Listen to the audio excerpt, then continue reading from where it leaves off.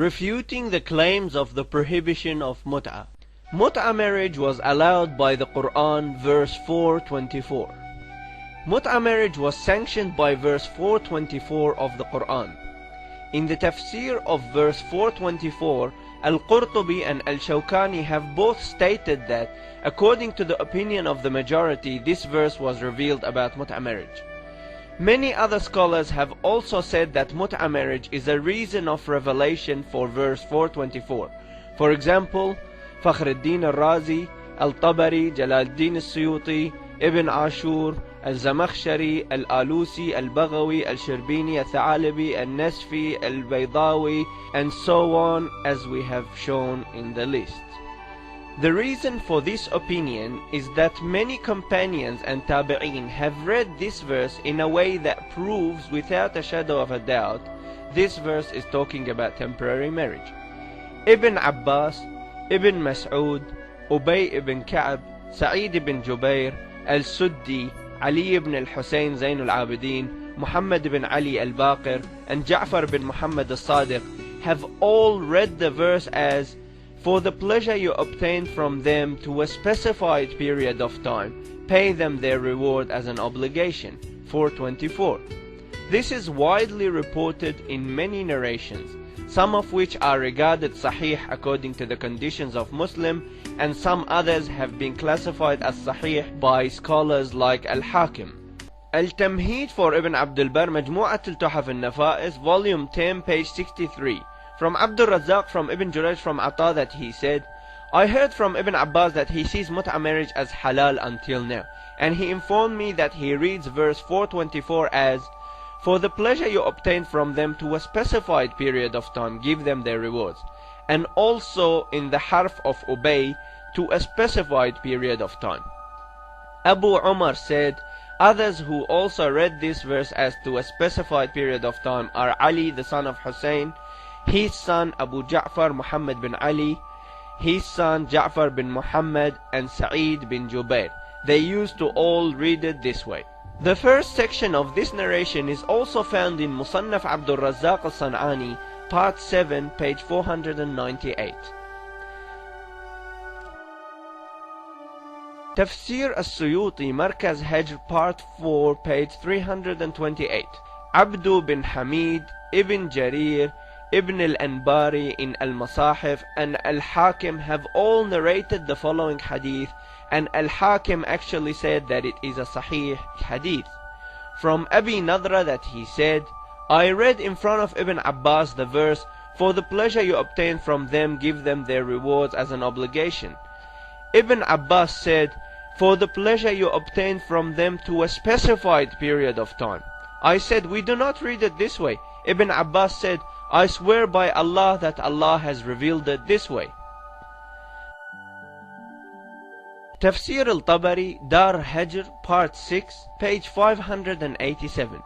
From Abi Nadra that he said, "I asked Ibn Abbas about the mut'ah of women, so he said, 'Haven't you read the surah of Al-Nisa?'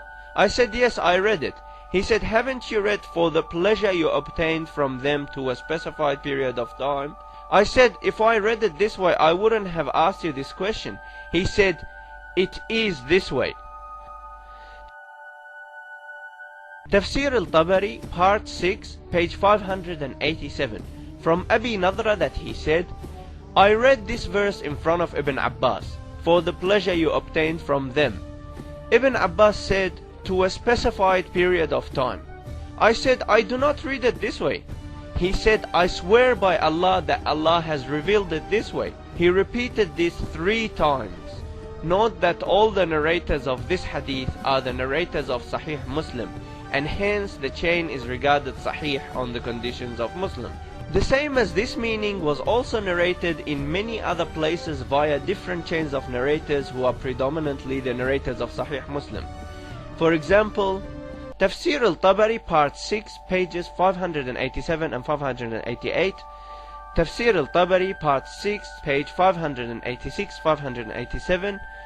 Tafsir al-Suyuti, part 4, page 328. Tafsir Ibn Kathir, volume 2, page 259.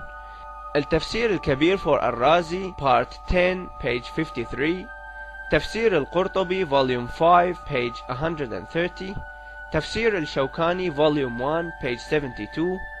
Tafsir al-Khatib al-Shirbini. Tafsir Ruh al-Ma'ani for al-Alusi. Ma'ani al-Quran. Tafsir al-Baghawi. Ahkam al-Quran for al-Jassas. Tafsir al-Zamakhshari. Ahkam al-Quran for Ibn al-Arabi. Al-Masahif for Abi Dawood al-Sijistani.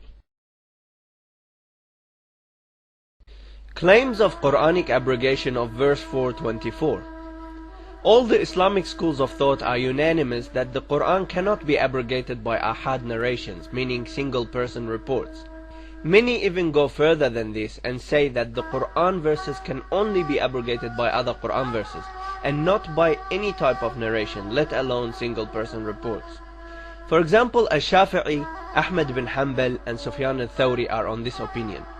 They reject the notion that Quran could be abrogated by any narration, even if it was mutawatir, meaning widely and diversely reported, let alone if it was single reports, as is the case with the reports claiming the prohibition of mut'a marriage. So after having established that 424 was revealed to allow mut'a marriage, a big question will arise. Which verse is it that was revealed to abrogate verse 424 and hence cancel the permissibility of mut'a marriage?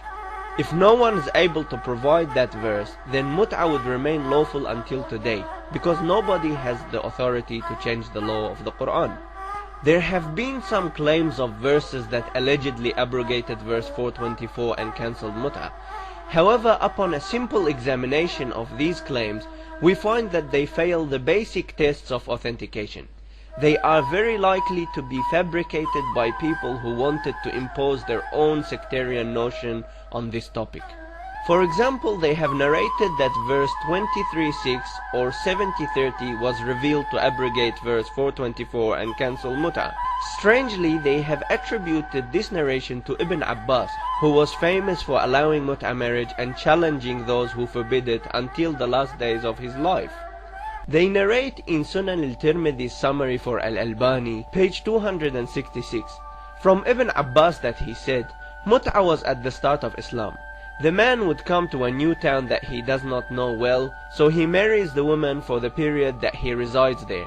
She protects his belongings and fixes his issues. This was until the following verse was revealed, except on their spouses or what their right hand possessed. Surah Al-Mu'minun, verse 6. Anything other than these two is haram. Another narration with a similar meaning to this was also attributed to Aisha, the wife of the Prophet. Al-Tamheed for Ibn Abdul Barr, volume 10, page 65. So basically, the verses that allegedly forbade mut'a marriage are either 23:6 or 70:30.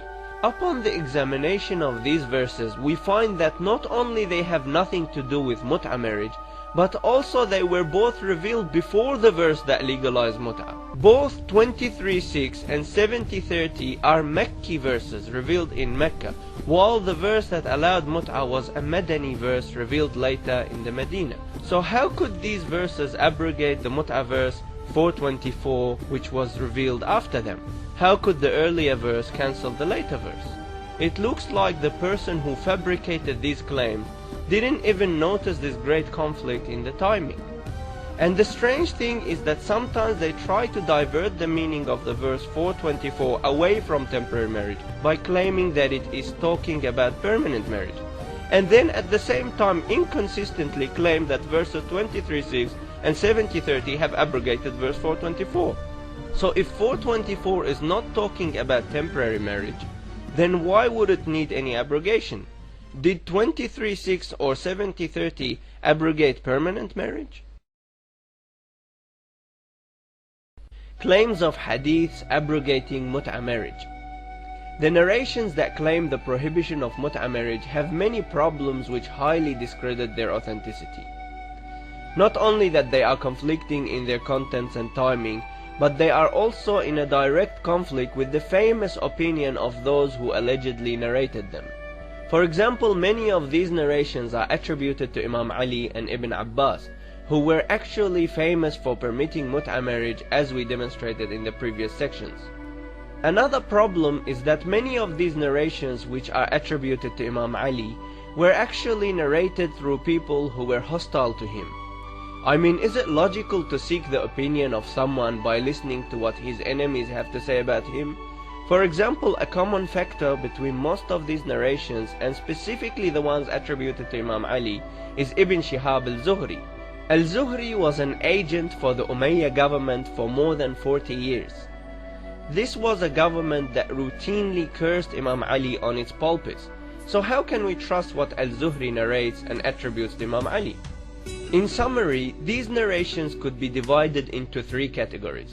The first category is those narrations that claim the prohibition took place in the event of Khaybar, which was on the 7th year of the Hijri calendar.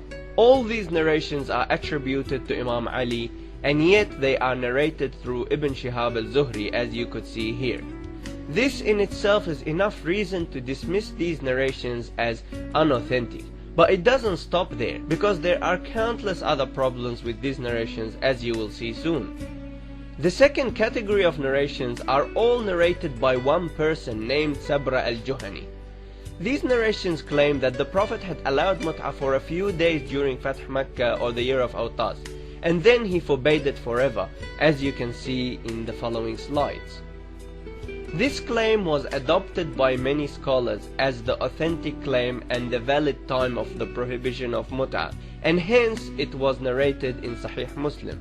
The problem, however, is that these narrations would obviously contradict all the Imam Ali narrations about the prohibition taking place during Khaybar on the 7th year of Hijrah, because Fath Makkah was on a later date, on the 8th year of Hijrah. So how could the Prophet have allowed it in Fath Makkah after he had already forbidden it in Khaybar? The third category of narrations are also narrated by the same person, Sabra al-Juhani. In this category, Sabra mentions an identical event to the one described in the second category narrations.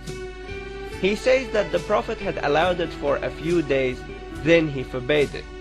However, this time he says that this event occurred in Hujjat al-Wada' rather than in Fath Makkah. Hujjat al-Wada' means the farewell pilgrimage of the Prophet, which was on the 10th year of Hijrah, 2 years after the Fath Makkah. Here are the narrations showing this claim.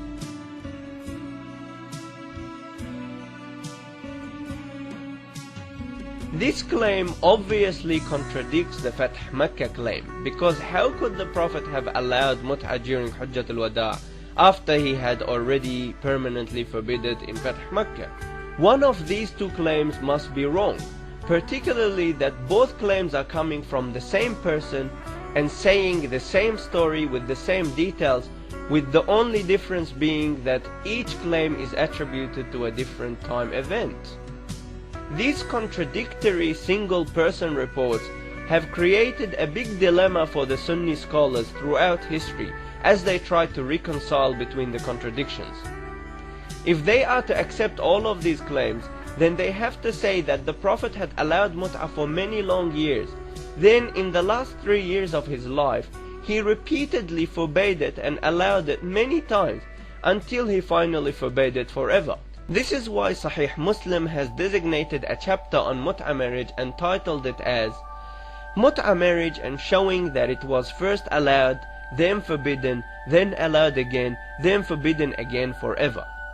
Upon the examination of Muslim's claim, it is clear that he has dismissed Sabra's claim of prohibition during Hujjat al-Wada'. Had he included those narrations, it would have made his claim even more ridiculous, with another additional permission and prohibition added to his list of permissions and prohibitions. Other scholars have also expressed wonderment about this fact. For example, Al-Shafi'i is reported to have said in Tafsir al-Baghawi, volume 2, page 194, from Al-Rabi' bin Sulaiman, that he said, I heard Al-Shafi'i say, I don't know anything in Islam which was permitted, then prohibited, then permitted again, then prohibited again, other than mut'ah. This was also narrated in Tafsir al-Tha'labi, part 3, page 288. Ibn Arabi also expressed wonderment about this phenomena, as narrated in Tafsir al-Qurtubi, volume 5, page 130. Ibn Arabi said, the mut'ah of women is one of the strangest things in the religion, because it was allowed at the start of Islam, then prohibited in Khaybar, then allowed in Awtas, then prohibited. Then al-Qurtubi says, Other people who extracted the narrations have said that the narrations imply that the prohibition and permission took place 7 times in total. Finally, we will show you a narration which conclusively exposes the falsehood of the prohibition claims.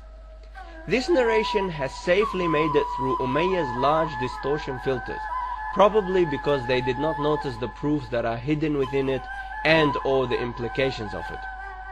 It is widely reported and found in Musnad Ahmad, Tafsir al-Qurtubi, Tafsir Ibn Kathir, Ahkam al-Quran, Sharh Ma'ani al-Athar, and finally, but most importantly, in Sahih Bukhari and Sahih Muslim. Sahih Muslim, Volume 1, page 632, from Qais that he said, I heard Abdullah say, we were in wars with the Prophet, peace be upon him, and we had no women. So we said, should we castrate ourselves? The Prophet prohibited that on us and allowed us to marry the women to a specified period of time for a dress as a dowry. Then Abdullah read the verse, O you who believe, do not forbid the good things that Allah has allowed for you, and do not transgress. Allah does not like the transgressors. Surah Al-Ma'idah, verse 87. In this narration, Abdullah ibn Mas'ud was arguing that mut'a was halal and reciting verse 587 to support his argument.